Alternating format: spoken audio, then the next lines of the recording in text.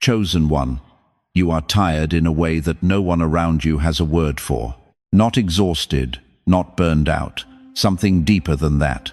Something that lives below the surface of your daily routine, below the smile you put on, below the "I'm fine." You've gotten so good at saying that, you almost believe it yourself. You have been carrying something heavy for a long time, quietly, alone. And the hardest part isn't the weight itself. The hardest part is that almost no one saw it. But I need you to stop right here, because what I'm about to tell you is not encouragement. It is not a pep talk. It is not the kind of gentle spiritual reassurance that feels good for 20 minutes and fades by morning. This is a report, a specific, accurate, heaven-sourced account of what was witnessed while you were in that season, because someone was watching. Not casually, not from a distance, not the way people glance at something and move on. The surveillance room of heaven had your face on the screen. Every hidden moment, every silent tear, every morning you got up when staying down would have made complete and total sense. Every time you held your tongue when you had every right to speak. Every prayer you whispered into a silence that seemed to give nothing back. All of it, recorded, witnessed, studied. And here is the truth that is going to shake something loose in you today. God was not amazed that you suffered. He was amazed by how you suffered. Heaven didn't just notice you enduring. Heaven was stopped by the way you endured. Like a spotlight, finding the only person on a dark stage. Like a moment so weighty that eternity itself paused, leaned forward, and said, "Look at what this one is doing." You thought you were just surviving. Heaven says you were demonstrating something rare. Something that even the most powerful created beings in existence, those who dwell in the direct light of God, would not have been equipped to handle the way you handled it. Before this message is over, I am going to show you exactly what God saw in you that made heaven respond the way it did. But first, if you have been carrying a weight that no one around you fully understood, type right now, "God saw me," because he did, and what he saw stopped him. Let me ask you something nobody in your life has thought to ask. When was the last time someone looked at you, really looked at you, and asked how you were actually doing? Not the polite version. Not the passing question in the church hallway that nobody waits around for the real answer to. When was the last time someone sat down, got quiet, and said, "You look like you've been carrying something"? Tell me what it is. I'm going to guess it's been a while. Because people like you don't get asked that question very often. You're the one who holds things together. You're the one who shows up. You're the one who makes sure everybody else is fed, funded, comforted, and covered. And you do it so consistently, so reliably, that the people around you have simply stopped wondering whether you need the same thing back. You became the beam holding up the house, and nobody asks the beam how it's doing. So let me do what nobody around you has done. Let me tell you what I see. There is a heaviness in you that has no simple medical name. It is not depression the way a doctor would diagnose it. It is not grief the way people recognize grief. It is something older than that, something that lives in the bones, the kind of weight that was there when you woke up this morning before you even opened your eyes. Before the day had given you a single reason to feel it. You know the feeling. You've known it for longer than you'd like to admit. It's like carrying invisible cinder blocks through a life that keeps demanding you move faster. And then there are the emotional waves. They come without a warning and without an obvious cause. One moment you are fine, genuinely fine, and the next, something catches you. A song, a photograph, a quiet Tuesday afternoon. And suddenly, there is a grief sitting in your chest that you cannot explain to anyone, so you don't try. You let it pass. You've gotten good at letting it pass. You've also noticed that your tolerance has changed. Conversations that used to be easy now feel hollow the moment they begin. Shallow spaces drain something out of you. You walk into a room full of noise and small talk, and something in you wants to turn around and go back to the quiet. People might have called you antisocial, difficult, too serious. You are none of those things. You are someone whose inner life has grown too deep for certain rooms, And that depth cost you something socially that nobody ever acknowledged. Let me speak even more directly now, because I'm talking to someone specific today. I'm talking to the person who has sat in a church pew, feeling completely hollow while the choir sang, who has smiled at Thanksgiving dinner while quietly grieving something nobody at that table knew about, who has survived funerals, estrangements, diagnoses, financial pressures, and the particular loneliness of watching your own body change in ways that feel like betrayal. I'm talking to the person who has been strong for so long that strength no longer feels like a choice. It just feels like what you do, because if you stop, everything falls. Proverbs 13:12 says it plainly. Hope deferred makes the heart sick, not weak, sick. There is a specific kind of soul sickness that comes from carrying hope in silence for years, from believing in something you cannot yet see, from enduring without a visible finish line. You have been living inside that verse, and nobody named it for you until right now. There is something else. Some of you have been having heavy dreams, not nightmares exactly, something more restless than that. Dreams where you are searching for something you can't quite reach, where you wake up with an emotion you can't explain and carry it into your morning without knowing what to do with it. Your soul is processing in the night what your waking hours cannot hold. And underneath all of it, underneath the heaviness, the waves, the changed tolerance, the restlessness, there is a quiet knowing, a deep, stubborn, unshakable sense that this season you are in means something, that it is not random, that there is a purpose running underneath the weight that you cannot fully see yet, but that you have refused to stop trusting. That knowing is not wishful thinking. That knowing is spiritual intelligence.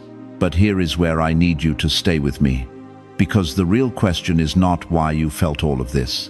The real question is what it was producing in you while you were trying to survive it. Because what looks like weariness from the outside is not always what it is on the inside. What you called exhaustion, heaven may have been calling formation. What you called barely making it, the throne room may have been calling faithfulness under fire. What you called weariness may have been the cost of carrying something heaven trusted you with. And that changes everything about how you read your own story. If you know what it is to look fine in public and feel heavy in private, right now, I carried it quietly. Because what you carried, and the way you carried it, is exactly what this message is building toward. And you are not going to want to miss what comes next. Now I need to tell you something that most people sitting in church pews every Sunday morning have never once heard explained this way.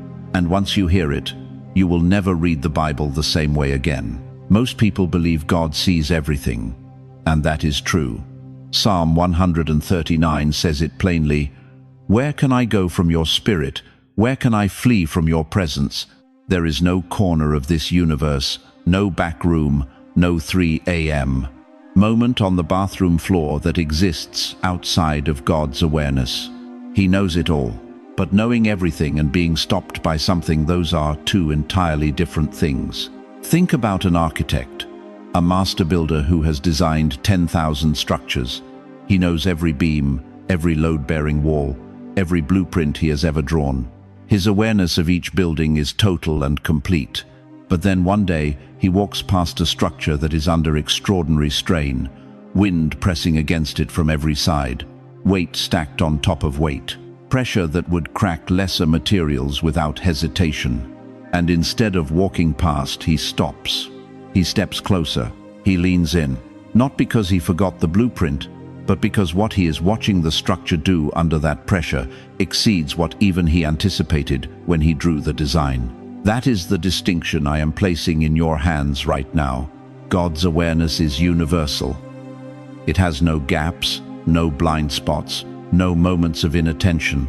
But God's focused attention, that is something different. That is relational, that is responsive. That is what happens when something unfolding in real time causes heaven itself to hold its breath. And chosen one, your season was one of those moments.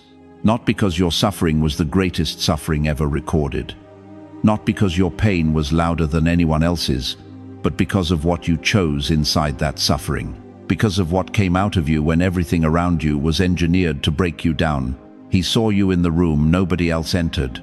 The room at 2 inches the morning, when the weight of it all pressed so hard you could barely breathe. The room where you made the decision, that quiet, private, unseen decision to keep your character intact when letting it collapse would have been completely understandable. He saw what it cost you not to break. He saw the moment you chose dignity when someone was actively working to strip it from you. He saw the prayer you whispered when you had received absolutely nothing back from heaven for weeks. He saw the forgiveness you extended when bitterness was sitting right there, available, easy, justified. He saw the choice you made when collapse would have been understandable. And the text says, in that specific Greek word used in the sacred record, thaumazo, he was astonished. Not pleased in a general pastoral kind of way. Astonished. The same word used when Jesus encountered faith so pure, so unexpected, so beyond the predicted range, that he turned to the crowd and said, "I have not found this anywhere I have been." That is the category of response your season produced in heaven. Now let me ask you something directly. When is the last time someone told you that your silence had weight, that your restraint had value, that the things you held together privately, with no applause and no acknowledgement, were being entered into an official record? Nobody told you that, did they? The people around you saw the outside. They saw you functioning, they saw you showing up, and because you were still standing, they assumed you were fine. They had no idea what it was costing you to stay on your feet every single day. But there is a father who did not watch from the outside. He was in the doorway, watching. The way a father stands quietly and watches his child face something hard, not rushing in, not rescuing, not removing the difficulty, because he can see something the child cannot yet see. He can see what this moment is building. He can see the specific quality of character being forged in the specific heat of this specific trial. And what he watched you choose in that doorway made him set down the pen. You were not overlooked in your silence. You were under concentrated attention. The question that should be rising in you right now is this: what exactly was the standard God was measuring me against? Because it was not a human standard. It was not the standard of your most faithful friend, your most admired pastor, your most respected mentor. The standard God held you against when he watched you move through that season is almost too powerful to say out loud. Stay with me, because the next part of this message explains exactly what that standard was and why what you demonstrated puts you in a category that most people never hear described in their lifetime. What you are about to hear will change the way you understand everything you just went through. Because what I'm about to read to you is not a list of virtues. It is not a spiritual checklist. It is not generic praise designed to make you feel better about a hard season. What I'm about to read to you is a record. Heaven keeps records, and yours has been open this entire time. These are the 5 things that registered. 5 specific qualities that God witnessed in you during your hardest season. Qualities so precise, so rare, so costly that they produce something in heaven that most human beings never generate in a lifetime. Are you ready? Because this is going to require you to sit still and actually receive it. The first thing God saw was restraint, not the ordinary kind, not the everyday self-control of someone gritting their teeth through minor irritations. I mean the kind that costs something, the kind you paid for in real time. There were moments, and you know exactly which ones I'm talking about, where someone wronged you and the door was wide open, where every person watching would have understood if you reacted, where defending yourself would have felt like relief, where silence felt like losing, and you chose not to react. Proverbs 16:32 says it plainly: "He who is slow to anger is better than the mighty, and he who rules his spirit than he who takes a city." Do you understand what that means? God places ruling your own spirit above military conquest, above physical strength, above worldly power. Every time you swallowed the reaction that the situation deserved, that was not weakness. That was the most expensive form of power available to a human being, and heaven put it on record. The second thing God saw was grace under misrepresentation. People misread you, some still do. They took your silence for indifference, your distance for rejection, your restraint for defeat. And there were moments, painful, specific moments, where you could have corrected the record, where you could have made sure the story being told about you was the accurate one. And sometimes you let it stand. You let God's understanding of you be enough when no one else understood you correctly. Isaiah 54:17 says, "No weapon formed against you shall prosper, and every tongue that rises against you in judgment you shall condemn." That means God reserves the right to handle your reputation, but only when you trust Him enough to stop handling it yourself. You did that, in the quiet, with no applause, and it registered. The third thing God saw was faith without visible evidence. This is where most people quietly let go. Not dramatically, not all at once, but slowly, over time, as the silence from heaven stretches on and the confirmation refuses to arrive. You prayed and heard nothing back. You trusted and saw no movement. You held on and felt nothing holding you. And you kept going anyway. Job went through 36 chapters without a direct answer from God. 36 chapters of silence, of being misunderstood by people who should have helped him, of circumstances giving him every logical reason to conclude his faith was misplaced. When God finally spoke, He did not address Job's suffering first. He addressed Job's faithfulness, because that is what had registered. You know what those chapters feel like from the inside. And you kept going. That is not small. That is extraordinary. The fourth thing God saw was protection of assignment over reputation. There were moments where you chose your calling over the approval of people who did not understand your calling, where you protected what God was building in you, even when doing so meant losing something, a relationship, a sense of belonging, the comfort of being accepted by a room that was never meant to be your permanent home. Esther sat in a palace surrounded by people who did not share her values or understand what was actually at stake. She did not spend her position performing for them. She prepared in silence for the moment that mattered. And when that moment came, she was ready. Not because she was celebrated, because she was faithful. You have been doing the same thing, quietly, without recognition, guarding oil that others would have spilled long ago. The fifth thing God saw was dignity under pressure. This is the most quietly extraordinary of all five.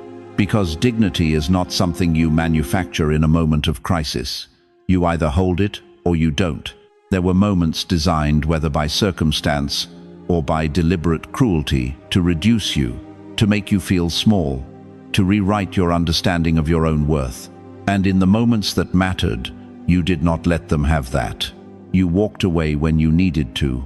You responded with a steadiness the situation had not earned from you. You refused to collapse into the version of yourself that the pressure was working overtime to create. Now hear this clearly. The situation tried to make you reactive.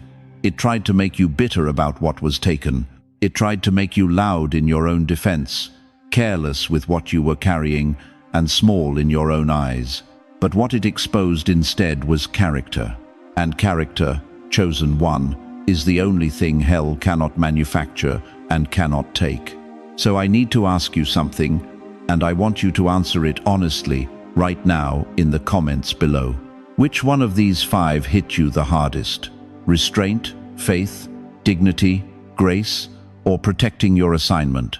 Put that one word in the comments, because your answer is going to matter more than you realize when we get to what comes next. Because knowing what God saw in you is only the beginning of this conversation. What happens when you discover why He needed to see it and what He has been quietly building with it this entire time? That is exactly where we are going. Now I need to tell you something that most people will never hear in a church, a sermon, or a Sunday morning service. Something that, once you receive it, will permanently change the way you understand everything you just went through. Stay with me, because this is where it gets sacred. We talk about angels the way we talk about sunlight, constant, powerful, reliable. We picture them surrounding the throne of God, moving in brilliance, carrying out divine assignments with perfect certainty. And all of that is true. But here is what we almost never stop to consider. Angels have never had to do what you did. Not once. Not ever. An angel has never laid awake at 3 inches the morning, wondering whether God still heard them. An angel has never been betrayed by someone they loved and had to choose forgiveness anyway. An angel has never carried a promise for years with no evidence it was still alive. An angel has never felt their body ache, their hope thin out, their prayers bounce off a ceiling that seemed made of stone. Angels serve in sight. You endured in silence. They stand in certainty. You stood in the dark. They move from the direct, unmediated presence of God.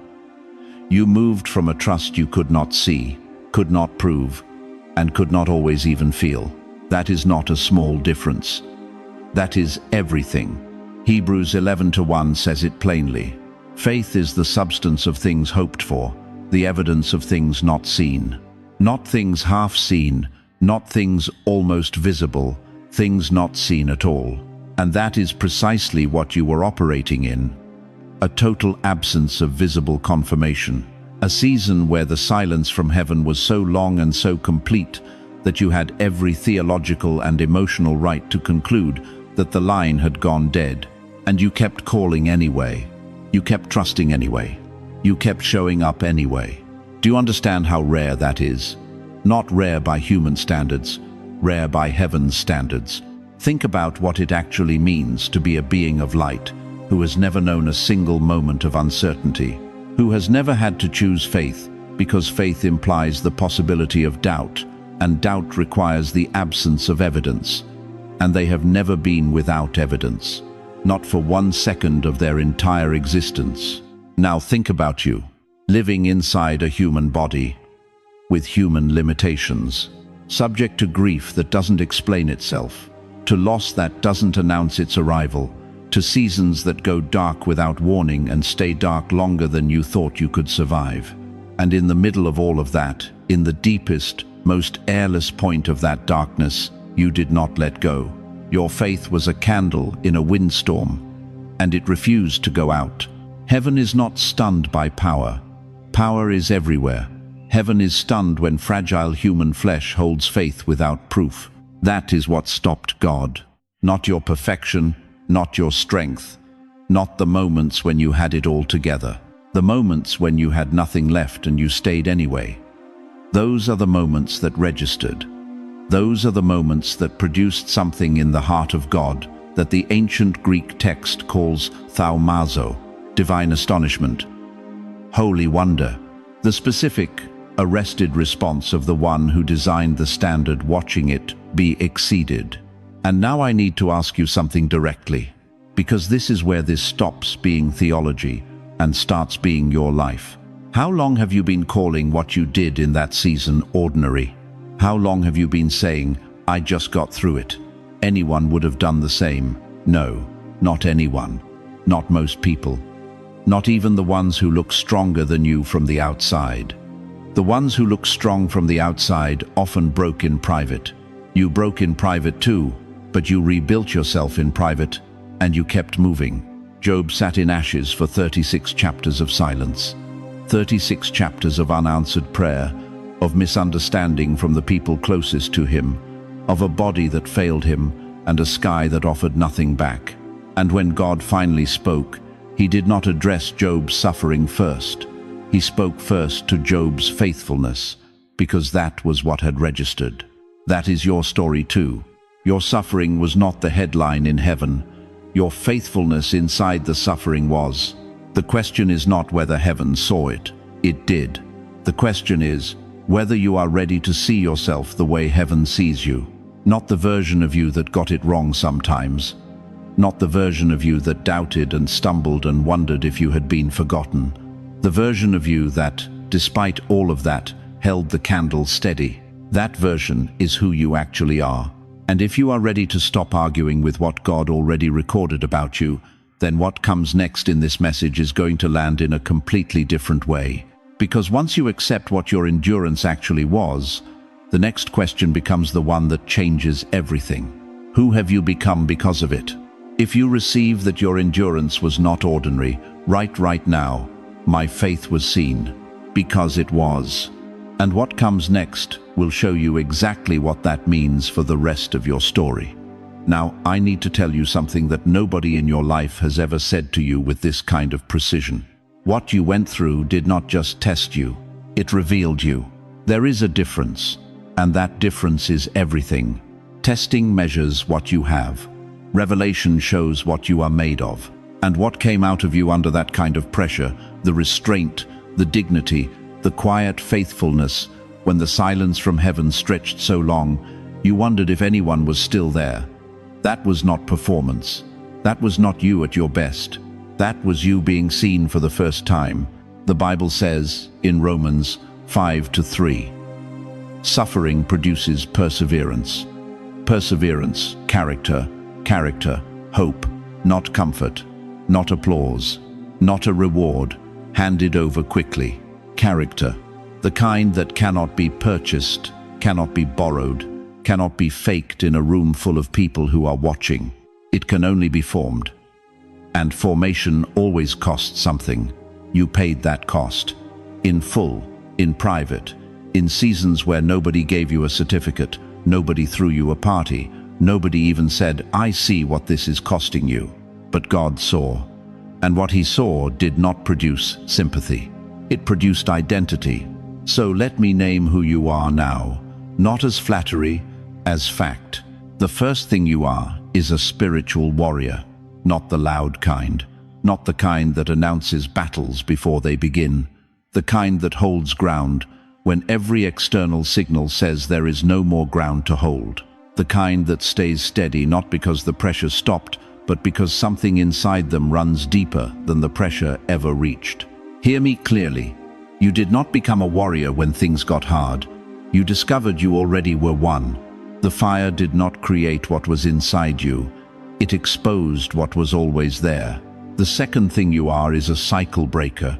Somewhere in your family line, in your history, in the patterns handed down through generations, something was moving, repeating, gaining momentum. And it stopped with you.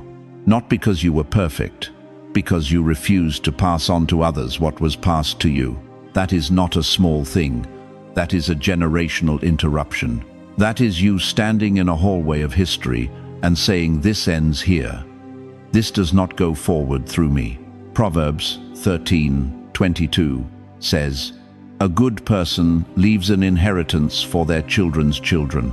But some inheritances are broken cycles. Some inheritances are peace that a family never had before.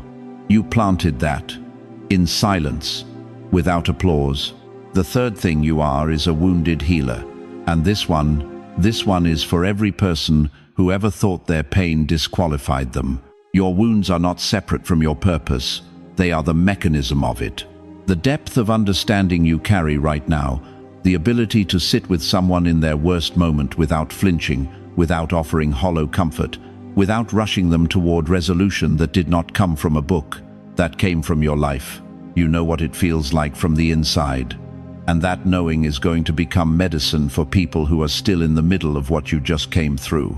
Isaiah 53:5, by his wounds we are healed. Even God chose a wounded healer. You are following the oldest pattern in heaven. The fourth thing you are is a seer. That sensitivity they told you was too much. It was never a flaw. It was calibration. You were sensing things before they became visible, perceiving what was underneath conversations, knowing before the knowing could be explained. What younger people call intuition in you is something different. It is tested discernment. It was forged through decades of watching, enduring, observing what others missed. Your years did not weaken your sight. They sharpened it to a point that most people your age were never willing to pay for. And the fifth thing, and receive this slowly, you are an emerging voice, not an expired one, not a voice that had its moment and passed, a voice that has been underground, gathering weight, gathering substance, gathering the kind of authority that no platform and no credential could manufacture. A buried bell does not lose its sound with time. It waits for the right moment to ring. And when it rings from underground, the whole earth feels it. Your voice has been in the ground long enough. You were not just hurt. You were shaped into someone the pain could not define. That is the most dangerous kind of person on earth. The one who went all the way through the fire and came out on the other side, still standing, still believing, still carrying light. The pressure did not break you. It revealed the grain of the wood. The crushing did not destroy you. It released the oil. And now everything that was formed in the dark is about to be given its proper season in the light. If you have had to become strong in places nobody ever applauded, say right now, it shaped me, because it did, and what it shaped is exactly what comes next. I know what just happened inside you. I know because it happens to almost everyone who hears what you just heard. The moment heaven's verdict landed on your ears, something in you quietly pushed back. Not loudly, not dramatically. Just a small, familiar voice that said, "That's not really me. That can't be me. I didn't do anything special. I just survived." And there it is. That voice. That specific, well-worn, deeply practiced voice that shows up every single time something good tries to find you. I need you to stay with me right here, because what I'm about to say is going to feel uncomfortable.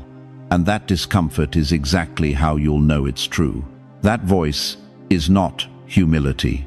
I want to say that again so it lands where it needs to land. That voice is not humility. It is armor. It is a protection system you built in a season when believing good things about yourself felt dangerous, when hope felt like a setup, when expecting something real meant risking the kind of disappointment that takes years to recover from. So you made yourself smaller, quietly, gradually, until small started to feel like wisdom. You told yourself anyone would have done the same, but they didn't. You did. You told yourself others had it worse, and some did, but that doesn't erase what yours cost you. You told yourself, I just got through it. But getting through it the way you got through it, with your character intact, with your faith still breathing, with your dignity still standing, that is not ordinary. That has never been ordinary. Here is what trauma does that nobody talks about in church on Sunday morning. Trauma doesn't just wound you, it trains you. It trains you to shrink before something can cut you down. It trains you to preemptively reduce yourself so that life never gets the satisfaction of doing it for you. And after enough seasons of that training, minimizing yourself stops feeling like fear. It starts feeling like maturity. It starts feeling like keeping it real. It starts feeling like the responsible, grounded, spiritually safe thing to do. But beloved, there is nothing safe about calling God a liar. And when he tells you what he saw in you, when heaven delivers a report about the quality of your faithfulness and you respond by saying, it wasn't that deep, that is not humility. That is you shrinking to fit an old wound that no longer has authority over your life. Proverbs 23:7 says, as a man thinks in his heart, so is he. Not as God thinks about him, as he thinks about himself, which means the gap between where heaven sees you and where you see yourself is not a theological problem. It is a daily, practical, moment-by-moment problem, because you are living from the lower ceiling. You built a house with low ceilings after the doors were already opened. You kept wearing clothes from a smaller season long after God had already changed your size. And here is the question I need you to sit with right now. What if the version of yourself you keep dismissing is the accurate one? What if the small version isn't the humble version? What if the small version is just the wounded version? The version that learned to duck before the blow came? What if real maturity, real, God-grounded, biblically sound spiritual maturity looks like finally agreeing with what heaven already wrote about you? Romans 12:3 doesn't say, think of yourself as nothing. It says, think of yourself with sober judgment, accurate, clear, neither inflated nor deflated. Sober judgment about what God witnessed means receiving it, not performing it, not announcing it, just quietly, privately, in the interior space where your truest thoughts live, receiving it as real, there is a check sitting in your name right now. Written by the one who owns everything, signed with the record of your hardest season, made out in full. And you keep refusing to cash it because somewhere deep down you are terrified that when you hand it over, someone is going to tell you it isn't really yours. But it is yours. It has your name on it. Heaven wrote it. Real humility does not call God a liar when he tells the truth about what he saw in you.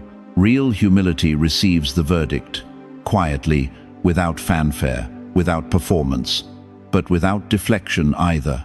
And once you stop shrinking what heaven has already named, once you stop reducing the record to make yourself feel safer, something else becomes possible. Movement. Real, forward, destiny-level movement. The kind that has been waiting on the other side of your agreement for longer than you know. So right now, not tomorrow, not after you think about it. If you are ready to stop making yourself smaller just to feel safe, write in the comments. I will receive it. Because the next thing I'm going to show you is what God specifically saw in that season. Not in general, not vaguely.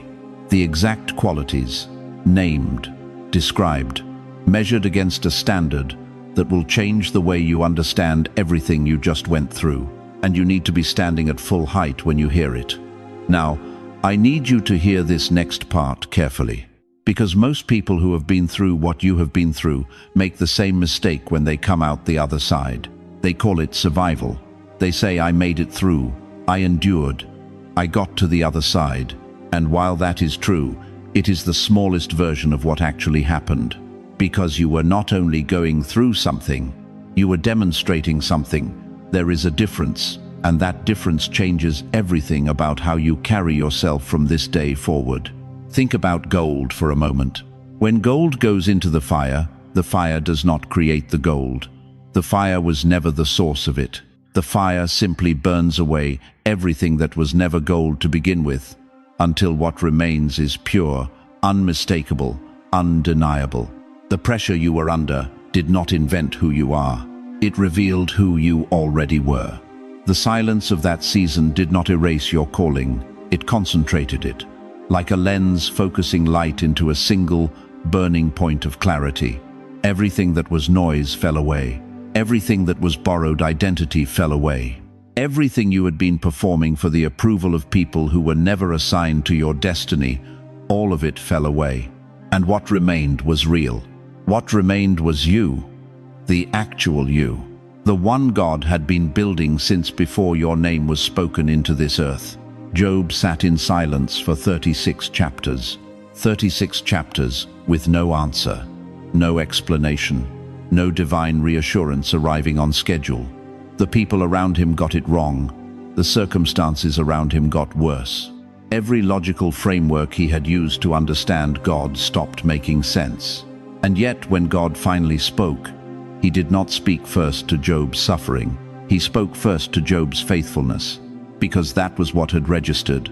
Moses spent 40 years in a wilderness. Not 40 days, 40 years of obscurity, of distance from every version of his life that had once felt like destiny. From the outside, it looked like a story that had gone permanently off course. But God was not absent in those 40 years. He was building something in Moses that no palace in Egypt and no position of power could have produced. A character so specific, so refined, so indestructible, that when the moment came, the man was ready not because he felt ready, but because the formation was complete. Esther did not walk into the king's court on instinct. She walked in on preparation, months of hidden readiness for a moment that no one around her fully understood was coming. Her silence before that moment was not passivity. It was sealed orders waiting for the right wind. Joseph spent years in a pit and a prison, years of obscurity that looked, from every human angle, like a story God had forgotten. But the pit was not punishment. The prison was not abandonment. Every single hidden year was governance training character, being formed at a depth that only obscurity can reach for a public assignment that would require every single thing those years had built. And Anna, 84 years of faithful waiting in the temple. decades of quiet, unseen devotion. And then, in a single moment, she became the first person to publicly proclaim to Jerusalem that the redemption of the world had arrived. 84 years of hiddenness. One moment of being made visible. And heaven had been watching every single year of the silence. Chosen one, do you see the pattern? The wilderness is never the detour. The wilderness is always the road. The silence is never the absence of God. The silence is always the presence of formation. What you endured in that season was not God looking away from you. It was God leaning in, removing the scaffolding so the blueprint underneath could finally be seen. The roots go underground first, always underground first. Deep, invisible, unrecognized before anything worth seeing rises above the surface. You have been underground, and you have been building something down there that no one around you could see, because roots don't perform for an audience. Roots don't need applause to grow. Roots grow in the dark, in the pressure, in the silence, because that is exactly the condition they were designed for. And now, chosen one, the height that is coming requires every single root you grew in the dark. You thought that season was burying you. In heaven's record, it was unveiling you. Not the version of you that people constructed from their limited observations. Not the version built from performance and borrowed identity and the exhausting work of managing how others see you. The real version, the commissioned version, the one God is now moving forward with. That season did not diminish you. It made you undeniable. If you believe your hidden years were not wasted, say this right now: nothing was wasted. Say it like you mean it, because heaven has already confirmed it. And what comes next, what God is about to do with everything that season built in you, that is exactly where this message is going. Here is what nobody told you about the season you just survived. It was not just a test, it was a construction site. And while you were focused on simply making it through another day, while you were holding yourself together with whatever was left, heaven was building something in you that cannot be purchased, cannot be borrowed, and cannot be faked. Character forged in silence is the rarest substance on earth, and you have been filled with it. Now let me ask you something directly. Have you ever met someone who walked into a room and without saying a single word, the room changed? The air shifted. People got quieter. Something steadier entered with them. You could not explain it. You just felt it. That was not personality. That was not charisma. That was the weight of someone who had been through something real and came out the other side without losing themselves. That is what is now sitting inside you. Proverbs 4:18 says it plainly: the path of the righteous is like the first gleam of dawn, shining ever brighter until the full light of day. Not a sudden explosion, a steady, unstoppable brightening. That is what is happening in you right now, not someday, not when you feel ready, now. But I need you to understand what this actually means, because this is the part that most people miss. The endurance was never the destination. The endurance was the doorframe being built. And a doorframe only makes sense when the door finally opens. Chosen one, your doorframe is complete. The frame is strong enough now, stronger than it has ever been. And what is about to walk through it is not what you lost. It is something you have never carried before. A new authority in your voice, not louder, deeper. When you speak from now on, from this ground, from this lived through, paid for, stayed through, anyway place, people are going to feel something they cannot name. They are going to feel the difference between someone who read about God and someone who stayed with God when staying cost everything. Your words are going to carry weight that no platform could manufacture and no credential could produce. Think of Joseph, 13 years in the pit and the prison, 13 years of silence, of being forgotten, of watching every human system fail him. And then, in a single day, Pharaoh looked at him and said, "Can we find anyone like this man, one in whom is the Spirit of God?" The oil that had been stored in the dark for 13 years was finally poured. Not lost, not wasted, poured. That is your moment now. The oil is not still being stored, it is finally being poured. And here is what that looks like practically, because I am not here to give you poetry without purpose. The opportunities coming toward you now are going to match your maturity, not just your talent. Doors are going to open, not because you forced them, but because the person standing in front of them finally has the frame to hold what is on the other side. People are going to feel peace in your presence, and they are not going to know why. They are going to come to you in their worst moments, not because you advertised yourself, but because something about you signals safety to a suffering soul. The pain you endured privately is about to become your public usefulness. The very thing the enemy used to try to silence you is about to become the exact language that reaches the person no one else can reach. Isaiah 61:3. God gives a crown of beauty instead of ashes, the oil of joy instead of mourning, a garment of praise instead of a spirit of despair. Not a partial exchange, a complete one. Every ash, every mourning, every despair, exchanged. And let me say this clearly, because you need to hear it said directly. You are not the same person who entered that season. You are stronger than you were, more grounded than you were, more capable of carrying weight that would have crushed the earlier version of you. And the world-specific people, specific rooms, specific moments is waiting for exactly who you have become. Not who you used to be, not who you are trying to become, who you already are right now. The reservoir is full. The dawn is touching the rooftops. The long storm has broken. The astonishment of God is never the end of the story. It is the beginning of movement. And the movement has already started in you, around you, ahead of you, whether you can feel it yet or not. But there is one final thing you must do if you are going to walk out of this message as the person heaven already recognizes. And what that is exactly where we are going next. Before we get there, if you are ready for your hidden endurance to become visible purpose, write it right now. I'm ready to walk in it. Because heaven has been ready for you for a long time. We have been building toward this moment from the very first word. And I need you to stay with me right here. Because everything we have covered, the exhaustion you carried alone, the silence that felt like abandonment, the season that tried to break you and couldn't, all of it was leading to this one truth that I need you to receive, not just in your mind, but deep in your bones. You did not just survive something, you revealed something. The Bible says in Malachi 3:3 that God sits as a refiner of silver, not standing, not walking away, sitting, staying, watching the fire with focused, unblinking attention, because the refiner knows exactly when the silver is ready. He knows because he can finally see his own reflection in it. That was your season. God was not absent in the fire.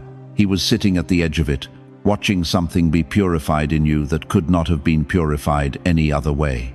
And what he saw in the flame was not a broken person barely holding on. What he saw was his own reflection coming through. You thought heaven was silent because nothing was happening. But heaven was silent because something so sacred was being written into you that noise would have ruined it. You were not ignored. You were being watched. You were not merely tested. You were being named. Every moment you chose dignity when someone was working to strip it from you, heaven wrote that down. Every prayer you whispered into what felt like an empty room, heaven received it as thunder. Every morning you got up when the weight said, "Stay down," heaven marked it as evidence. Evidence of what? Evidence of who you actually are. And here is where I need to confront something directly. Because there is a voice, quiet, persistent, very familiar, that has been running underneath everything you just heard.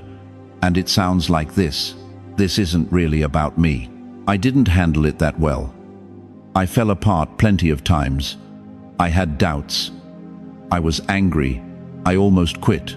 Chosen one, hear me carefully. Job was angry. David wrote psalms soaked in despair. Elijah sat under a tree and told God he was done. And not one of them was disqualified by their breaking. What qualified them was that they kept their face pointed toward God, even while they were falling apart. That is exactly what you did. You are not being celebrated for being perfect. You are being recognized for being faithful. And there is a difference between those two things that changes everything. Hebrews 11 does not say these men and women were strong. It says they endured. It says they kept going. It says by faith, not by flawless performance. They moved mountains, closed the mouths of lions, and obtained what was promised.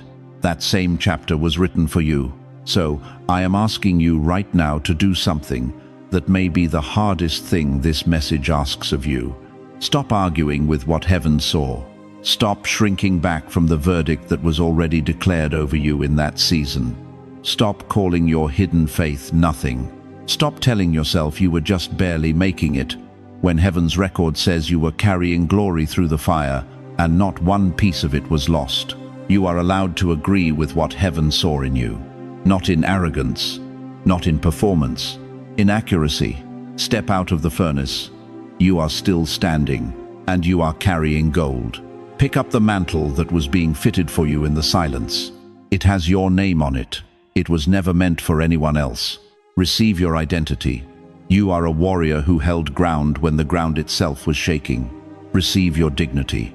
No season, no person, no amount of pressure succeeded in taking from you what God placed inside you.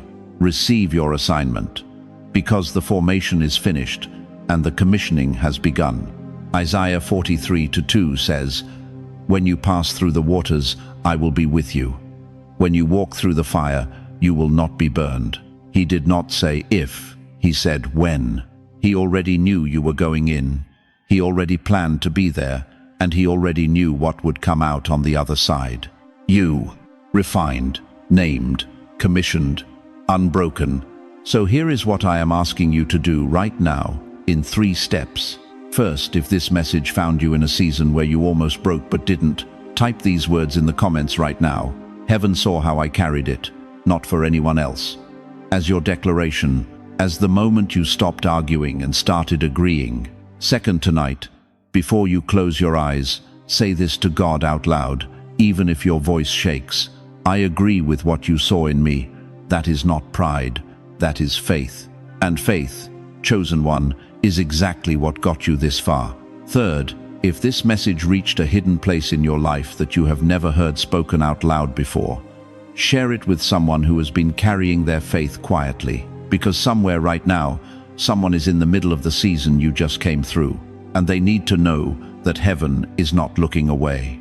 You were seen, you were named, and you were never, not for one single moment, alone. Go forward, chosen one. Heaven already knows what you are made of. Now, it is time for you to know it too.